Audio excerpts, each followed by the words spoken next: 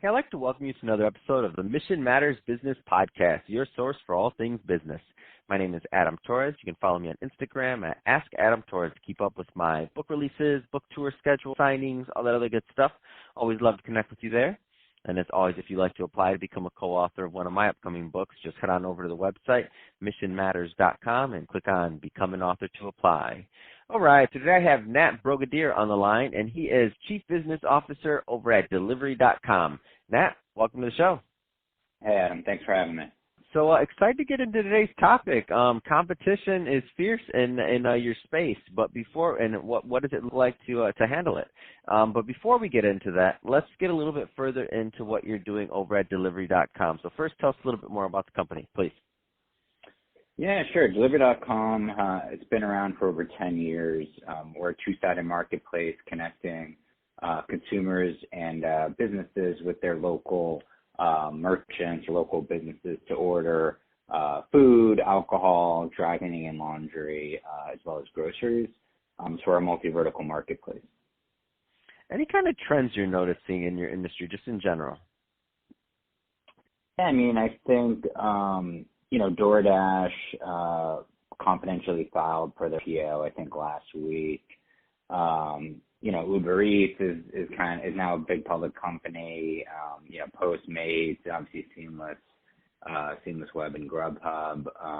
A couple of years ago, we really didn't bump into a lot of folks in the market, and I think given the wave of venture capital that are investing in marketplaces like food on demand space, we're seeing kind of an influx of competition, and some of these competitors have been getting scale pretty fast. So I think that's the biggest difference between now and a couple of years ago. No, I completely get it. And so, I mean, so let's talk a little bit more about competition. So what does it look like? Like, how do you handle that? Tell us a little bit more about the mechanics of the food on delivery space.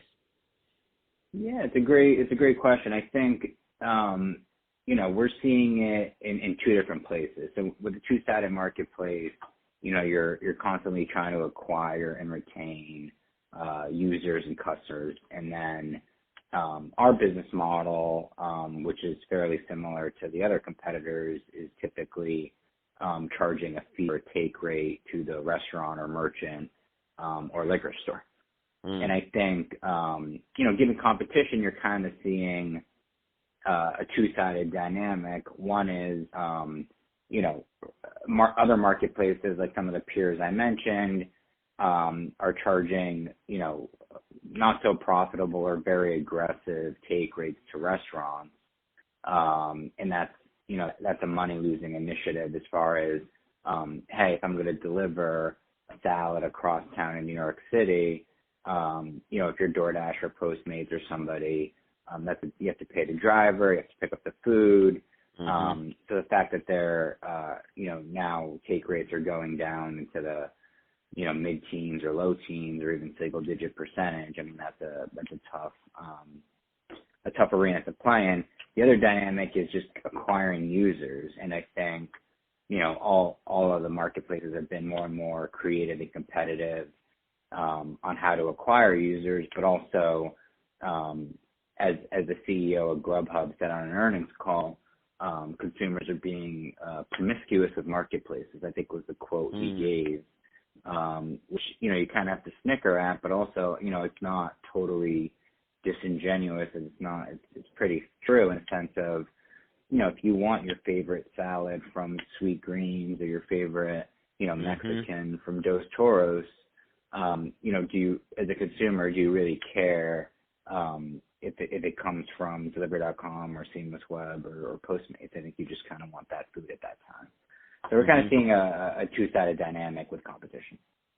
I love that. You said that being a little bit promiscuous with what apps they use. I mean, it's kind of like Uber versus Lyft, right? I'm going to do whichever one is probably the closest or has the best price at times. So I can totally see that happening. Totally.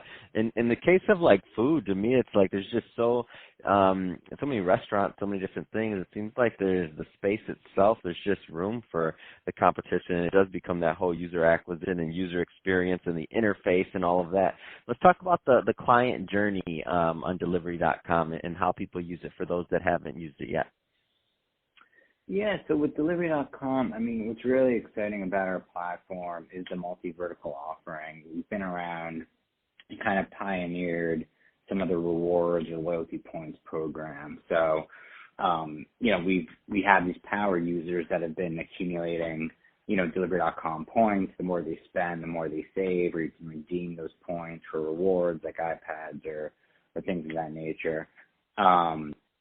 That's a really unique value prop to have the multi-vertical offering. We've also seen some corporate focused or B2B focused competitors pop up that are offering like catering for offices. And I think one thing that's really unique about Delivery.com is we started off as a B2C marketplace, and now B2B is becoming a bigger and bigger piece of our pie as we feed offices and corporations and whatnot. But also the style of the office. I mean, I come from the banking world where if you stayed after a certain hour in the office, you could potentially unlock a subsidy paid for by the company, so you get kind of dinner on the house. Seamless was kind of the only game in town doing that for a while in New York. Now there's all sorts of companies doing catering for the office, and some companies are trying to do group ordering where you can text message or email a link to an order, and that might participants can join your order. I think with Delivery.com, we're one of the few marketplaces that can offer all those different styles, whether it's the late night subsidy order, the catering order, or the informal impromptu kind of group order. And that's a really that functionality is pretty unique.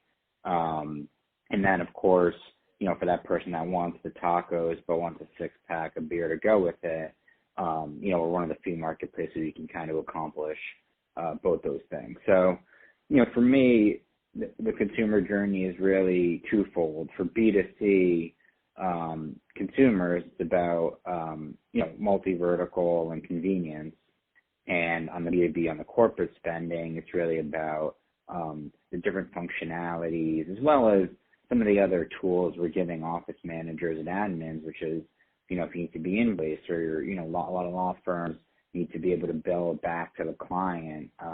We've developed cost centers. So, I think those are really important features that we're kind of leaning in on. Oh man, that's awesome. So Nat, if somebody's listening to this and they want more info on Delivery.com, either as a merchant or obviously as a consumer, what are the best ways for them to get info?